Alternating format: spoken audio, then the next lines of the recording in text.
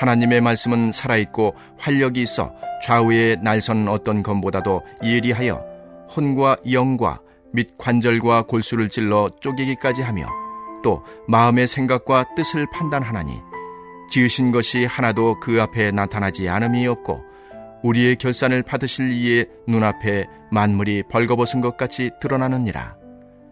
그러므로 우리에게 큰 대제사장이 계시니 승천하시니 곧 하나님의 아들 예수시라. 우리가 믿는 도리를 굳게 잡을지어다. 우리에게 있는 대제사장은 우리의 연약함을 동정하지 못하실 리가 아니요 모든 일에 우리와 똑같이 시험을 받으신 이로되 죄는 없으시니라. 그러므로 우리는 긍휼하심을 받고 때를 따라 돕는 은혜를 얻기 위하여 은혜의 보좌 앞에 담대히 나아갈 것이니라. 아멘.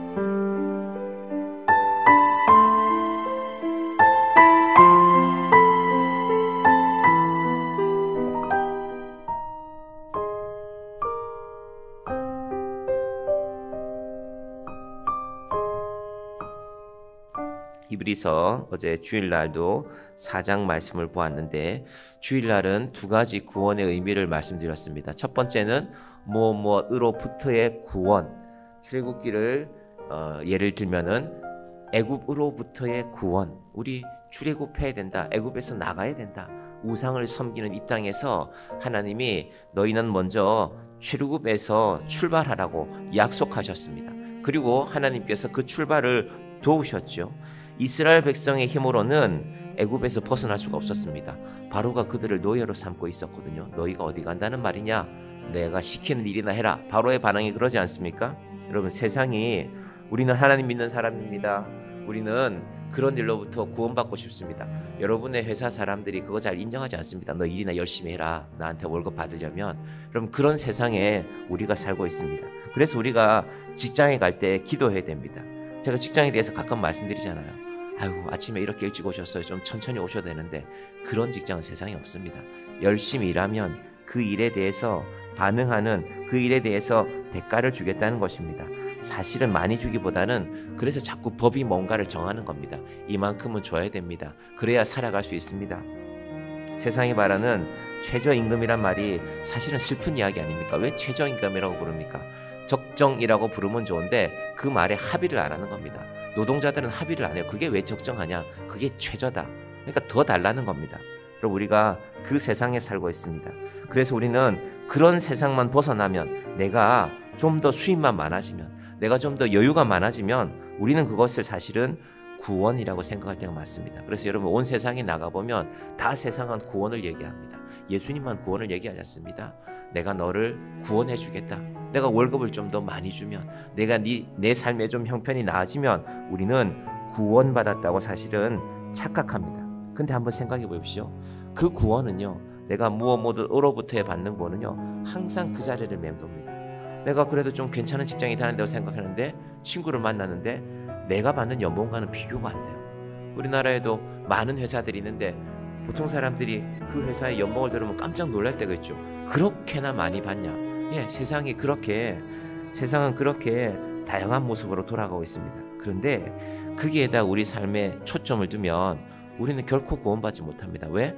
내가 구원받았다고 생각했는데, 내가 이만큼 회사에 들어가서 요만큼 월급 받으니까 괜찮다고 생각했는데, 누군가가 나와는 비교도 되지 않는 그런 수입이 있다고 들으면 그때부터 우리의 구원이 사라지거든요. 그래서 이 첫 번째 구원이 완성이 아닙니다. 이스라엘 백성들은요, 애굽에서 떠났으니까 다 됐다고 생각했습니다. 모세를 따라 나왔으니까 이제 곧 모든 것이 완성될 것이라고. 그런데 하나님께서는요, 모세를 통해서 다 완성되지 않았습니다. 8절 보시면, 만일 여호수아가 그들에게 안식을 주었더라면 그 후에 다른 날을 말씀하지 아니하셨으리라. 이 무슨 말일까요? 얘들아, 이게 끝이 아니다. 가야 할 길이 남았다는 것입니다. 여러분, 우리 인생은 가야 할 길이 남아 있습니다. 우리는 보통 회사에서 은퇴하는 시기를 정합니다. 몇 세가 되면 우리 이제 좀 전체적으로 인구가 줄어서 그 은퇴 연령을 좀 늘리자 하는 그런 법안들이 만들어지고 있는 것 같은데, 그런데 예수 믿는 사람은 예수님께서 참된 안식을 주는 그날까지가 은퇴입니다. 여러분, 신앙에 은퇴 없습니다. 우리가 교회 제도에 예를 들면 70세라는 제도를 만들어 놓은 것은 그때까지가 그래도 제일 의미 있게 일할 나이다. 요즘 대한민국의 교회들 70세 이상 되신 분들이 얼마나 활력 있게 일하는 분들이 많은데요. 그래서 내 육체적인 나이 중요하죠. 그런데 그것이 아니라 하나님이 내게 영원한 안식을 주시는 그날까지 우리는 믿음 안에 살아가는 것입니다. 그것이 8절입니다. 만일 여호수아를 통해서 가나안 땅에 들어갔거든요. 그러나 그것도 끝은 아니라는 것입니다. 왜 그러냐면요, 안식할 때가 참된 안식이 남아있기 때문입니다. 그건 히브리서 기자가 그건 예수님이 오실 때야. 왜냐하면 가나안 땅에 들어갔지만, 가나안 땅에 이스라엘 백성들이 살고 있었지만 하나님과 멀어지는 순간 그 땅은 결코 안식할 수 있는 땅이 아닙니다. 우상을 섬기는 땅, 이방이 침략하는 땅, 바벨론이 아수르가 침략하는 땅에 대해서 결국 망하고 말았죠. 요즘 사람들은 그런 것 같아요. 내가 차지한 뭔가가 있으면, 내가 그 안에 딱 들어가 있으면, 그것이 회사일 수도 있고 그것이 내가 차지한 집일 수도 있고, 그러면 모든 것이 안식이 될 것이다. 그래서 가끔 우리가 듣는 이야기가 있잖아요. 택배 차량이 들어가야 되는데 택배 기사님들이 그 택배 중에는 무거운 물건도 많은데, 여기는 우리 아파트는 좀 고급 아파트니까 택배 차량 들어오면 안 돼. 얼마나 완악한 생각입니까? 저는 예수 믿는 사람들이 그런데 반대해야 된다고 생각합니다. 기껏 한다는 말이 집값 떨어지니까 그러면 안 돼. 여러분, 이것이 인생이 얼마나 완악하게 살아가는지를 보여주는 것입니까? 그들은 예를 들면 우리 아파트 단지는 이렇게 안전해야 되니까 그거는 구조를 다르게 해야죠. 일하는 분들이 일할 수 있게 해야죠. 그리고 택배는 날마다 시키고, 하나님께서 참된 안식을 약속하셨습니다. 사실은 여호수아가 주는 안식도 대단히 귀한 것입니다. 왜냐하면 여호수아가 주는 안식이 있기 전에는, 여호수아를 통한 안식이 있기 전에는 날마다 광야에서 텐트 치고 텐트 걷고, 요즘같이 그렇게 확 던져서 한꺼번에 펼쳐지는 텐트도 아니고 나무를 세우고 천막을 세우고 힘들고 고된 일입니다. 여러분, 캠핑이 하루 이틀이 좋지 한번 40년쯤 캠핑 해보실래요? 살 수가 없죠.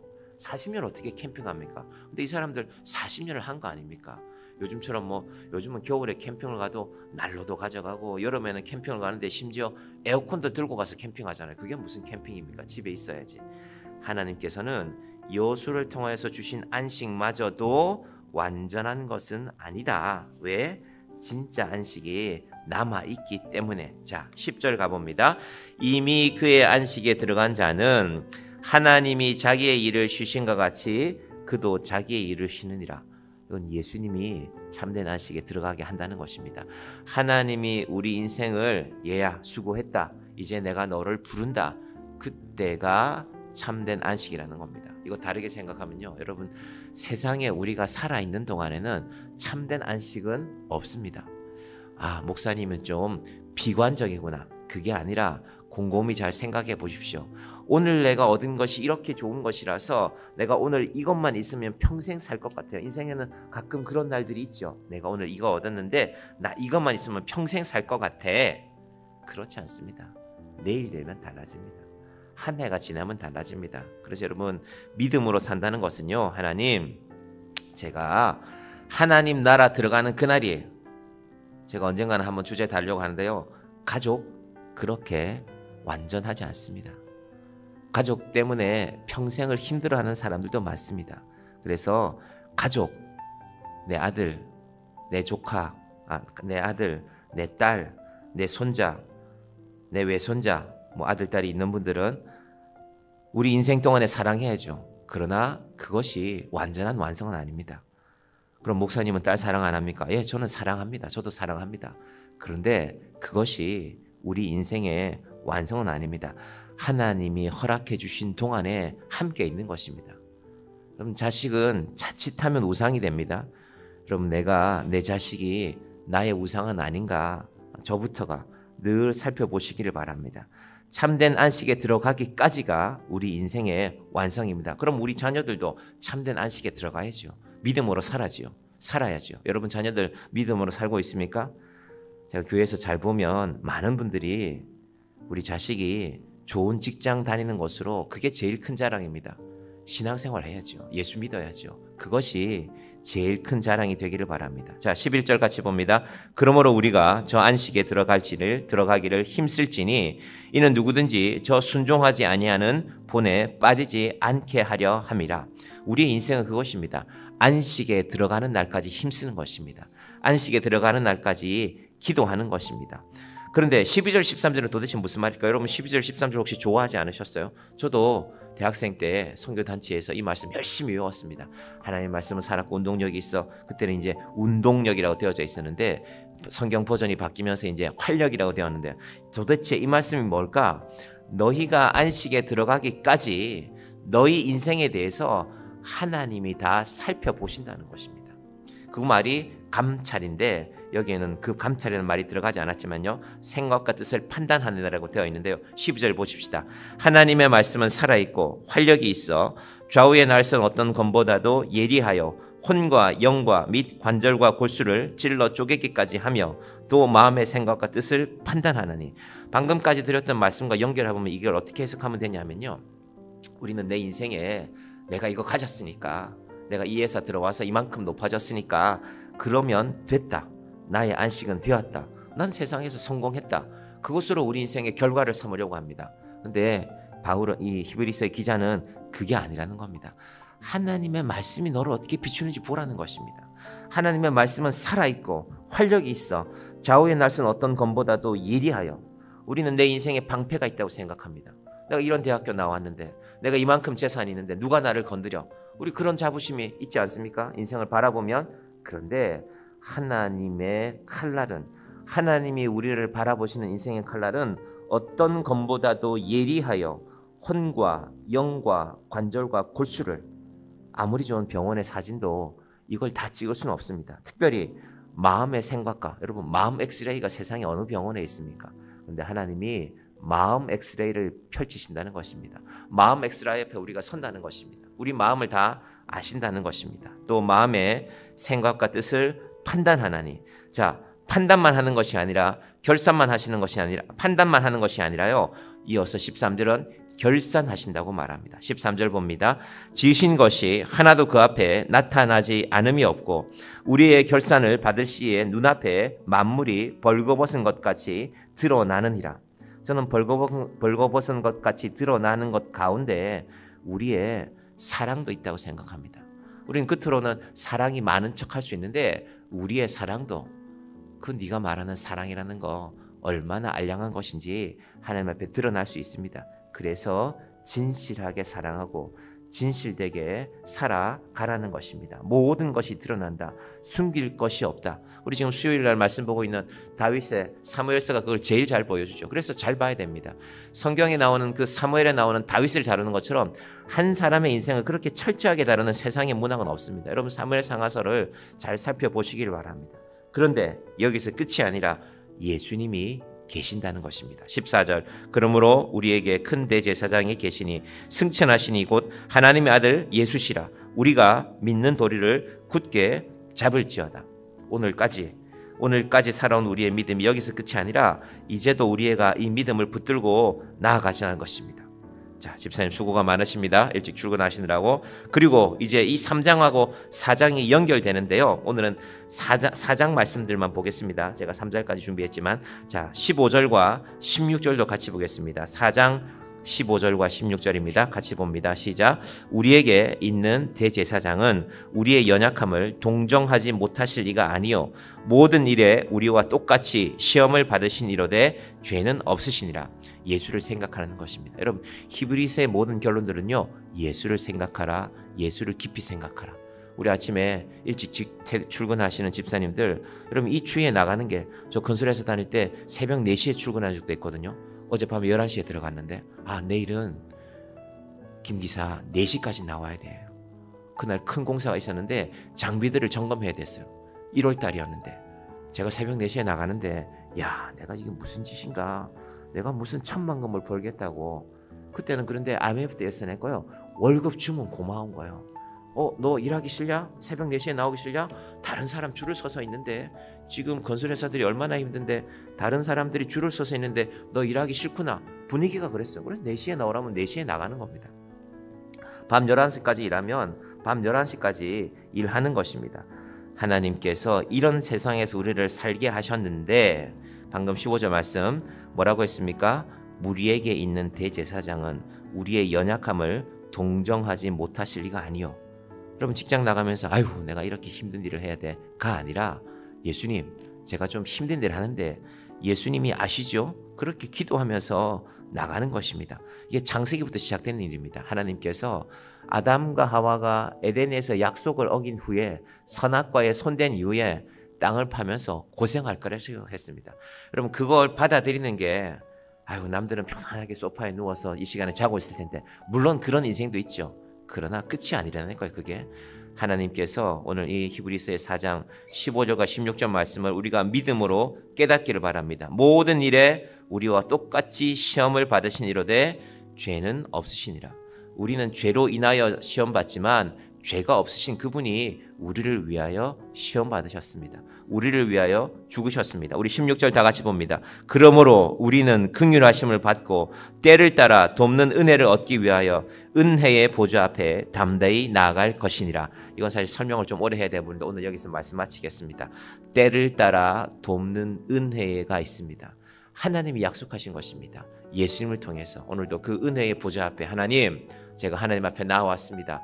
때를 따라 돕는 은혜를 허락하여 주시옵소서. 이 12월 한 달을 믿음으로 잘 마무리하고 우리 사랑하는 자녀들이 믿음 안에 살아갈 수 있도록 우리 자랑이 내 자녀 돈 많이 번다 이런 자랑 되지 않도록 그 돈을 어떻게 할 건데요? 그 돈을 어떻게 쓸 건데 하나님께서 믿음으로 우리 자녀들이 돈도 많이 버는 것도 자랑이지만 우리 자녀들이 그 돈을 믿음으로 쓰고 있습니다. 다른 사람한테 자랑 안 해도 됩니다. 하나님 앞에 하나님 우리 자녀가 그렇게 살게 하여 주시옵소서. 이 아침에 신실한 마음으로 하나님 앞에 나아가는 주의 자녀들 되시기를 간절히 축원드립니다. 기도하겠습니다. 하나님 감사합니다. 12월의 첫날입니다. 한 해가 벌써 11달이 다 지나갔습니다. 이제 하나님이 우리 인생에 허락하신 올해의 날들 가운데 이제 딱 한 달이 남았습니다. 하나님 어떻게 살아가겠습니까? 하나님 믿음 안에 살아가게 하여 주시옵소서. 아버지 하나님 히브리서를 통하여서 우리에게 약속하시는 하나님의 놀라운 은혜도 있습니다. 하나님의 말씀은 살아있고 운동력이 있다고 하였사오니 아버지 하나님 하나님 앞에 우리는 숨길 것이 없습니다. 혼과 영과 관절과 골수를 찔러 쪼개기까지 한다고 말씀하셨습니다. 하나님 그럴듯하게 사는 것이 믿음이 아닙니다. 하나님 앞에 진실하게 살아가는 믿음이 되게 하여 주시옵소서.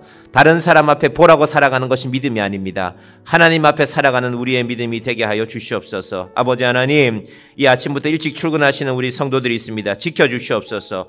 우리에게 있는 대제사장은 우리의 연약함을 동정하지 못하실 리가 아니라고 하였사오니 우리의 외로움을 우리의 아픔을 우리의 눈물을 하나님 닦아주시고 은혜의 보좌 앞에 담대히 나아가며 기도하며 이 하나의 마지막을 하나님 주시는 은혜 안에서 마무리할 수 있도록 또 하나님 주시는 영광 안에서 새해를 맞이할 수 있도록 주여 도와주시옵소서. 우리의 간절한 기도의 제목들을 들어주시옵소서. 주의 길로 인도하여 주시옵소서. 예수님의 이름으로 기도드립니다. 아멘.